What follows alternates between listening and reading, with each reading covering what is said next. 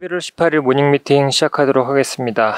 먼저 전일 마감 시황 및 증시 동향 발표가 있겠습니다. 임정은 연구원입니다. 네, 안녕하세요. 시황팀 임정은입니다. 지난주 증시 동향 정리하겠습니다. 지난 금요일 국내 증시는 2차 전지와 반도체의 흐름이 엇갈린 가운데 혼조세로 마감했습니다. 트럼프 인수위원회의 전기차 보조금 폐지 논의 소식에 테슬라가 5%대 급락하면서 국내 2차 전지 관련주들도 10% 내외 하락하며 코스닥은 장 초반 2% 가까이 급락 출발했습니다. 코스피는 2390포인트까지 도달한 후 반등했습니다. 삼성전자가 7%대 급등하면서 지수를 견인했으나 오히려 수급 블랙홀로 작용하면서 지수 상승폭은 제한됐습니다. 지난주는 트럼프 당선 영향이 반영되면서 반도체와 2차 전지의 낙폭이 두드러진 가운데 코스피가 5% 넘게 그리고 코스닥이 8% 가까이 급락했습니다. 다음 해외 증시입니다. 미국 증시는 연준 내 통화정책 불확실성과 차익 실현 욕구를 반영하면서 3대 지수 이틀 연속 동반 하락했습니다. 나스닥은 2% 넘게 급락했습니다. 10월 소매 판매는 전월 대비 0.4% 증가의 예상치를 상회했고 9월 소매 판매 증가율도 0.4%에서 0.8%로 대폭 상향 조정됐습니다. 또한 10월 수입물가 지수는 전월 대비 0.3% 상승해 3개월 만에 상승세로 전환하면서 인플레이션 불안감을 자극했습니다. 한편 콜린스 연은 총재는 12월 인하가 기정사실이 아니라고 발언했고 굴스비 연은 총재도 금리 인하 속도 조절 가능성을 언급했습니다. 중국 증시는 소매 판매 호조에도 산업 생산과 주택 지표 부진이 경기 회복 지연 우려를 자극하면서 하락했고 유럽 증시는 트럼프가 백신 회의론자인 케네디 주니어를 보건복지부 장관에 지명하면서 제약주의 약세가 두드러지며 하락했습니다. 관전 포인트입니다. 파월에 이어 연준 인사들도 금리 인하 신중론에 동참했습니다.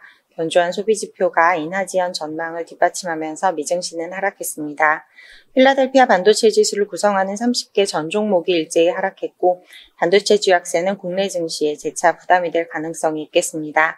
다만 트럼프 리스크를 선반영하면서 단기 낙폭이 컸던 만큼 이번 주는 반등 기회를 모색할 것으로 전망됩니다.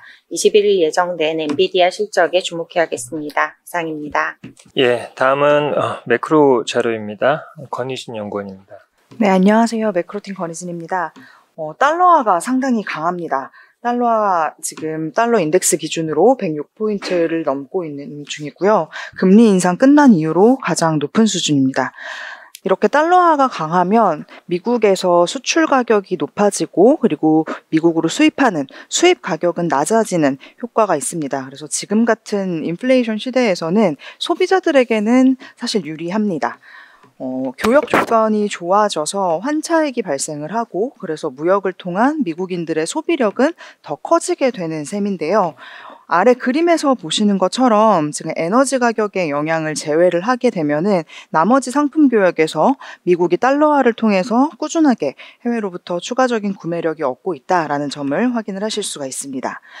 트럼프 당선인은 달러화 약세를 선호하는 것처럼 보이기는 합니다.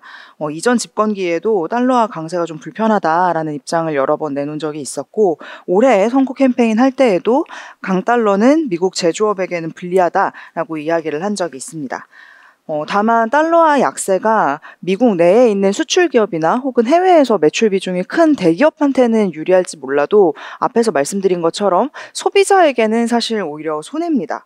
그래서 지금처럼 가계 물가 부담이 높은 시기에는 굳이 달러화 약세를 좀 강조할 만한 요인이 그렇게 크지 않다라는 생각이 듭니다. 그래서 현재는 달러화 약세가 아니라고 하더라도 규제 개혁이라든지 혹은 법인세 추가 감세 같은 미국의 대기업들한테 우호적인 정책들을 많이 준비를 하고 있는 이런 상황이기 때문에 트럼프 당선인이 당장 달러화 약세를 직접적으로 유도할 가능성은 좀 작지 않을까라는 생각을 가지고 있습니다. 그래서 당분간은 강한 달러의 흐름이 급반전되기는 좀 힘들 가능성이 높다라는 생각입니다. 이상입니다. 예, 이렇게 환율이 강세를 보이면서 관련되어 있는 FX 전략도 필요할 것 같은데요. 예, 오재영 연구원입니다. 네, 최근에 달러원이 좀 급격히 상승을 했습니다. 저희는 내년부터 이제 달러 원 그리고 달러가 하락할 거다라는 전망을 바꾸진 않았으나 지금 트럼프에 대한 기대가 워낙에 뭐 연말까지 늦어도 내년 상반기까지 좀 집중될 거로 예상을 하기 때문에 상반기까지 강달러가 지속한 이후에 달러 원이 좀 하락하는 것으로 좀 경락을 수정을 했고요. 내년 기존의 연간 1,300원 정도에서 이제 저희가 1,330원 정도 평균으로 좀 이번에 상향 조정을 했습니다. 최근에 좀 트럼프 트레이드가 장기간 지속되고 있는데 이게 좀 트레이드가 지속되고 있는데 이게 좀 장기간 계속해서 이어지긴 쉽지 않다라고 생각을 하고 있고 계속 말씀드린데 2016년에도 2달간 강하게 이어지다가 실제 취임한 이후에는 좀 달러나 이제 자산 시장이 다시 균형을 찾아가는 모습 이런 것들이 있었습니다.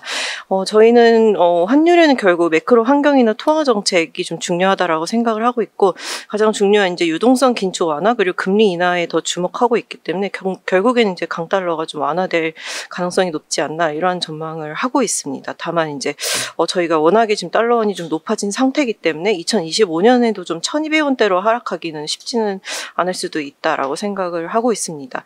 지금 뭐가 강달러랑 이제 달러 원을 어떤 것들이 올렸냐라고 보면 이제 인플레이션 우려가 가장 큰 것 같습니다.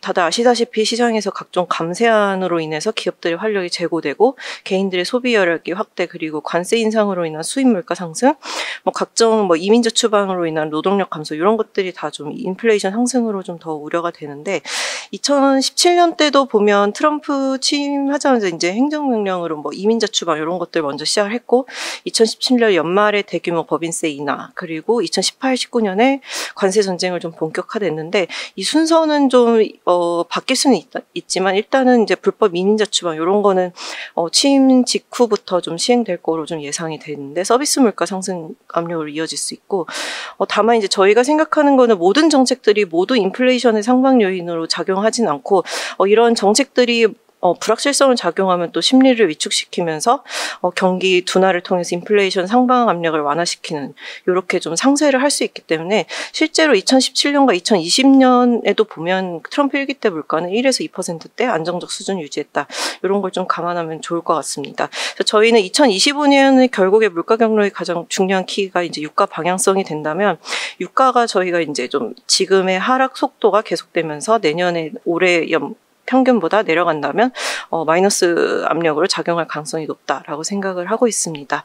이어서 14일에 미국의 재무부에서 환율 반기 보고서 나왔는데 일단은 다시 그 환율 관찰 대상국에 포함이 됐습니다. 평가 기준은 3가지인데 이제 대미 무역 흑자, 경상수지 흑자 그리고 달러의 순매수 이런 것들 이제 조작 이런 것들인데요. 저희가 이제 과거에도 계속해서 지정이 됐었다가 이번에 4월에 제외되고 다시 지정되는 모습인데 이게 취지가 원래 대미 수출에 유리하도록 인위적으로 자국 통화를 평가 절하하는 행위를 규제하기 위한 조치로 지금은 저희가 이제 환율 약세로 인해서 좀 반대로 방어하고 있는 상황이기 때문에 과거 트럼프 1기 때랑 지금의 의미는 좀 다르다. 즉 이전보다 좀 축소된 거 아닌가 이렇게 생각을 하고 있습니다. 이상입니다. ETF 관련 자료입니다. 박유한 연구원입니다. 안녕하세요. ETF 애널리스트 박유한입니다. 트럼프 이후 ETF 동향 자료에 대해서 작성을 했습니다. 도널드 트럼프가 2024년 미국 대선에서 승리를 거둔 이후 주식과 채권, 원자재 등 금융시장은 트럼프 2기를 반영하기 시작했습니다. 먼저 글로벌 ETF 시장 내 주식형 ETF의 작은 흐름을 살펴보면 투자 센티먼트가 압도적으로 미국으로 쏠렸음을 확인할 수 있습니다. 트럼프 당선 확정일부터 일주 동안 주식형 ETF로 680억 달러의 자금이 유입되었는데 그중 90%를 상회하는 금액이 미국 주식형 ETF로 쏠렸기 때문입니다. 이미 대통령직을 경험한 트럼프 당선인은 1기 정부의 미국 우선주의에서 더 나아가 미국 유일주의를 추구할 것이라는 평가가 많아지고 있는데 이런 정책 기조를 시장이 반영하고 있는 것으로 판단됩니다. 대중국 관세 인상 리스크를 반영하면서 중국 주식형 ETF에서는 대규모 자금 유출세가 나타났습니다. 사이즈별로 살펴보면 법인세 인하 수혜가 가장 클 것으로 기대되는 중소형주로 자금이 강하게 유입됐습니다. 업종별로는 규제 완화 기대가 높은 금융 및 지역은행, 그리고 소프트웨어 등이 자금 유입 상위를 차지했습니다. 채권 자산군 내에서는 하이힐드 위주로 자금이 유입됐습니다. 트럼프의 고강도 관세 정책 등으로 인한 인플레이션 우려에 높은 이자 수익을 유지할 수 있는 하이힐드 채권에 대한 기대가 높아졌기 때문입니다. 이제 다음 과제는 어떤 사이즈, 스타일 섹터가 트럼프 정책 기조하에서 지속적인 부양을 받을지를 찾는 것입니다. 트럼프 2기는 가장 먼저 이민 정책을 시행하고 규제 완화와 함께 관세를 활용해서 무역 상대국과 해외 기업의 미국 투자를 압박하는 통상 정책을 진행하며 내년 하반기에는 재정을 축소하는 예산안과 함께 감세를 단행할 것으로 전망되고 있습니다. 이와 같은 기조 하에서 사이즈 측면에서는 먼저 미국 소형주에 주목합니다. 관세와 같은 통상 정책은 수출입 관련 다국적 대기업에 직접적인 타격을 줄 수 있는 반면 내수 중심의 소형주에는 영향을 덜 미칩니다. 트럼프의 법인세 감면 정책 또한 소형주에게 우호적인 환경을 조성할 가능성이 높습니다. 지난 정부에서 세제 개혁법을 주도했던 트럼프는 해당 법인이 중소기업을 위한 감세안이라 주장한 바가 있습니다. 물론 트럼프의 경기 부양 정책이 물가를 끌어올려 인플레이션을 유발하고 이에 미 연준의 금리 인하폭이 예상보다 작아진다면 대형주 대비 상대적으로 부채가 많은 소형주의 가격 움직임에는 부정적인 환경이 조성될 수도 있습니다. 실제로 11월 14일 파월 의장이 인플레이션을 집중적으로 거론하며 금리 인하 속도를 늦출 수 있다고 시사하자 중소형주 위주의 러셀 2000 지수는 1.37% 하락했습니다. 때문에 소형주 투자 시 부채가 적은 기업으로 투자 대상을 좁히고 밸류에이션 측면 상대적으로 저평가되어 있는 싼 종목 위주로 접근해야 합니다. S&P 소형주 600 지수에 편입된 기업 중 현금 흐름이 가장 큰 상위 100개 종목에 투자하는 CALF를 미국 상장 소형주 ETF 내에 가장 주목합니다. 자세한 내용은 보고서 참조 부탁드립니다. 감사합니다. 다음은 기업 및 산업 분석 순서입니다. 먼저 ESG 브리프 자료입니다. 김준섭 연구원입니다. 안녕하세요. ESG팀 정혜정입니다. 지난주 ESG 주요 주제에 대해 말씀드리겠습니다. 우선 지난주 11일부터 29차 UN 기후변화회의인 COP29가 시작되었습니다. 첫날부터 글로벌 탄소 시장의 두 가지 핵심 표준이 승인을 받았는데요. 이를 통해 개발도상국으로의 자금 흐름 촉진, NDC 이행 비용의 절감 등을 기대할 수 있게 되었습니다. UN 감독하에서 시작되는 새로운 탄소 시장은 이산화탄소 1톤이 크레딧 한 개로 변환되며 각국은 거래를 통해 다른 국가의 배출량 감축 실적을 자국의 기후 목표 달성을 위해 사용할 수 있게 되었습니다. 이에 따라 자발적 탄소 시장의 규모가 확대될 것으로 예상되는데요. 다만 실제 거래가 활성화되기 위해서는 크레딧의 신뢰성을 검증할 수 있는 위원회 등 선결되어야 하는 과제들이 아직 남아있어 시간은 더 걸릴 전망입니다. 한편 바이든 행정부는 2050년까지 원전 발전 용량을 현재의 3배 수준인 300기가와트로 확대하는 로드맵을 발표했습니다. 2035년까지 35기가와트의 신규 용량을 확보하고 2040년부터는 매년 15기가와트씩 늘려 총 200기가와트를 늘린다는 계획입니다. 이는 데이터 센터의 전력 수요 증가에 대응하고 신재생 에너지의 가널성 및 전력망 연결 지연 등의 문제를 보완하는 것이 목표로 해석됩니다. 탄소 중립을 달성하는 데 있어 신재생 에너지만으로는 한계가 있는 상황이기 때문에 2035년 발전 부문 탄소 중립을 위해서는 원전 비중 확대가 불가피한 상황이며 이러한 원전 확대 정책은 트럼프 행정부에서도 유지될 전망입니다. 이상입니다. 예, 다음은 삼성생명의 3분기 실적 리뷰 자료 말씀드리겠습니다. 투자 의견 바이로 유지하고 목표 주가는 12만 5천 원으로 4.2% 상향합니다. 저희가 투자 의견을 바이로 유지하는 이유는 3분기까지 당초 기대치를 상회하는 이익을 시현하고 있고 해약환급금 준비금이 2026년 이후에 자본에 계상된다는 점을 감안하면 해약환급금 준비금 제도 개선과 관련되어 있는 감독당국의 영향에서 상대적으로 자유롭다라고 생각을 하고 있습니다. 기업가치 재고 방안 발표 시기는 아직은 미정이지만 주주 환원율 재고 계획은 기발표되었고 2024년부터 시행될 것으로 생각을 하고 있습니다. 4분기에 계리적 과정의 변경 부분들이 남아있고 그리고 내년까지 해서 할인율 제도 개선도 이어질 것으로 생각을 합니다. 이에 따라서 킥스가 200%를 하회하는 사항들이 나타나겠지만 자산 듀레이션 확대, 공동재보험 출재를 통해서 180에서 200 수준을 유지할 수 있을 것으로 생각이 됩니다. 이에 따라서 보완자본 발행 가능성은 낮다라고 생각을 하고 있고 앞서 말씀드린 주주 환원율 상향 정책 역시 영향을 미치지 않을 것으로 생각을 하고 있습니다. 2024년 DPS는 지난해 대비 35.1% 증가한 5,000원을 전망하고 있습니다. 3분기 연결기준 지배주주 순이익은 6,736억 원으로 컨센서스를 11.1% 상회했습니다. 전년 동기 대비 41.6% 증가한 수준인데요. 우선은 보험 손익이 22.6% 증가했습니다. 대부분 보험사가 계절성이 반영되면서 지난해 대비 낮은 보험 손익을 보였는데 삼성생명 같은 경우에는 손실부담 계약 약 600억 원이 환입이 되면서 비용 부분들의 부담이 좀 축소되었고 CSM이 상대적으로 높은 성장률을 시현함에 따라 CSM 상각이 전년 동기 대비 10.1% 증가하였기 때문입니다. 투자 손익은 연결 포함해서 3,210억 원으로 전년 동기 대비 53.9% 증가했습니다. 채권 평가 이익 증가뿐만 아니라 수익증권 처분이익 약 600억 원이 반영이 되었기 때문입니다. 신계약 CSM은 8,346억 원으로 전년 동기 대비 12.7% 감소했습니다.